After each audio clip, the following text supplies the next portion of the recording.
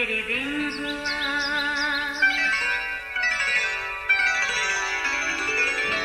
نیا پھر دن ہوا، پرانی رات کا کرے سو شکر ہم خدا کی ذات کا، خدا کی ذات کا نیا پھر دن ہوا۔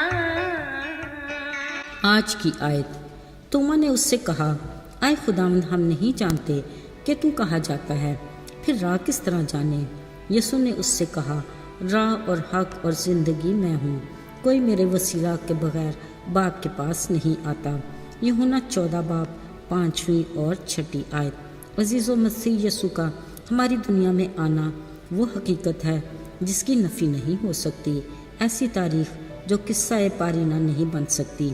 اگرچہ اس بات کو واقع ہوئے صدیاں گزر گئیں، مگر وہ آج بھی زندہ و پائندہ ہے۔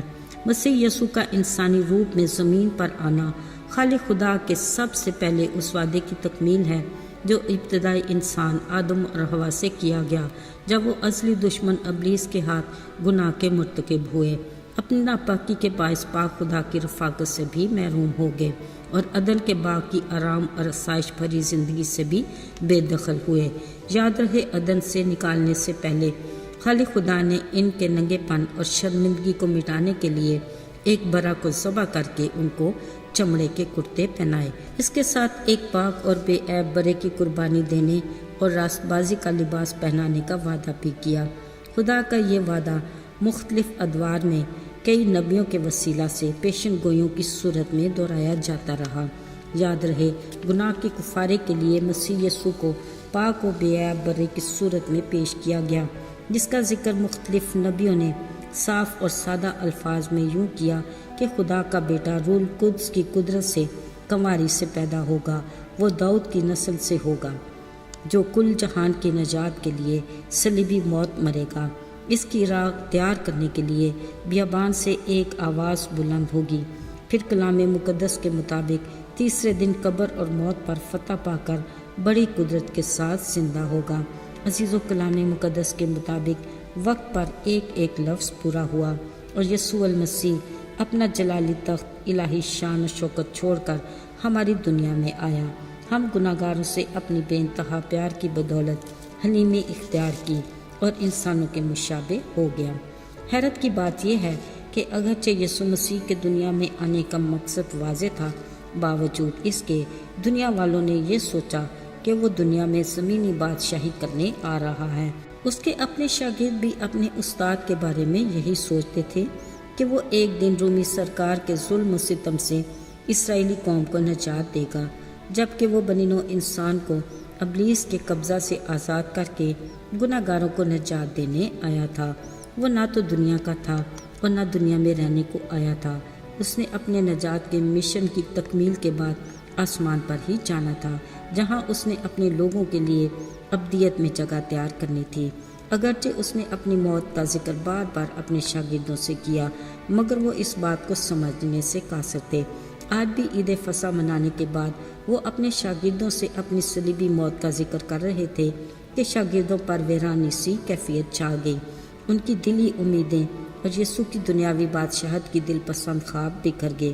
وہ محسوس کرنے لگے کہ اب یسوع کا خاتمہ ہو کر رہے گا۔ پھر ان کے استاد یسوع کی ان کے ساتھ ان 3 سالوں کی رفاقت بھی ختم ہو جائے گی، جبکہ یسوع نے یہ سمجھا رہے تھے کہ یہ خاتمہ نہیں بلکہ آغاز ہے۔ اس نے صاف لفظوں میں کہا، میں چاہتا ہوں تاکہ تمہارے لیے جگہ تیار کروں، پھر آ کر تمہیں اپنے ساتھ لے لوں گا تاکہ جہاں میں ہوں تم بھی ہو۔ یسوع چاہتے تھے کہ اس کے شاگرد تسلی رکھیں کہ ان کے لیے ابدیت کی جگہ خداوند یسوع کی رفاقت میں ہوگی۔ یسوع نے کہا، جہاں میں جاتا ہوں تم وہاں کی راہ جانتے ہو۔ عزیزو، یہ ایک ایسی بات تھی جس کو اس کے شاگرد سمجھ نہ سکے، مگر توما شاگرد کے علاوہ کسی میں بھی یہ ہمت نہیں تھی کہ کوئی سوال کرے۔ یسوع کی اس بات پر توما گھبرا سا گیا، فوراً بولا، آئے خداوند، ہم نہیں جانتے کہ تو کہاں جاتا ہے، پھر راہ کس طرح جانے؟ یسوع نے کہا، راہ اور حق اور زندگی میں ہوں، یعنی آسمانی بادشاہی کا دروازہ مجھ سے ہی ہو کر گزرتا ہے۔ اصل میں وہ یہ سمجھ نہیں پا رہے تھے کہ یسوع کے مشن کی حدود اس کی صلیبی موت تک محدود نہیں اور نجات کی برکات صلیب سے آگے بھی رکھی ہیں۔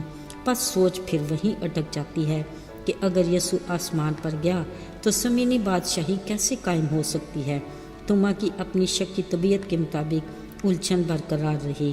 یاد رہے، مسیحی ایمان ہمیں پہلے سے مکمل تیاری نہیں دکھاتا، بلکہ تقاضا کرتا ہے کہ ہم ایمان سے چلیں، جس کے لیے یسوع کو گہرائی تک جاننے کی ضرورت ہے۔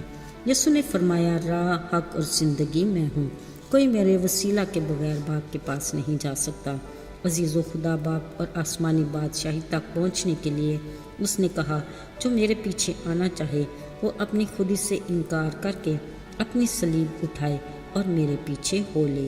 یہ ہے وہ حق اور سچ کی راہ جس پر چل کر ہم ہمیشہ کی زندگی کے وارث بن سکتے ہیں، یعنی آسمانی مقام، جو یسوع نے کہا، میں جاتا ہوں تاکہ تمہارے لیے جگہ تیار کروں۔ عزیز و خدا ہمیں توفیق دے کہ ہم حق اور سچ کی راہ پر ثابت قدمی سے چل سکیں تاکہ ابدیت ہماری منزل ہو۔ آئیے دعا کریں۔ زندہ جلالی آسمانی باپ، ہم تیرے فضل کے اور اس امید کے لیے شکر گزار ہیں جس کی راہ تو نے ہمیں دکھائی۔ تو ہمیں صداقت کی راہ پر ثابت قدمی عطا کر تاکہ ہم ابدیت میں تیری رفاقت میں رہیں۔ یسوع کے مبارک اور بابرکت نام میں مانگتے ہیں، آمین۔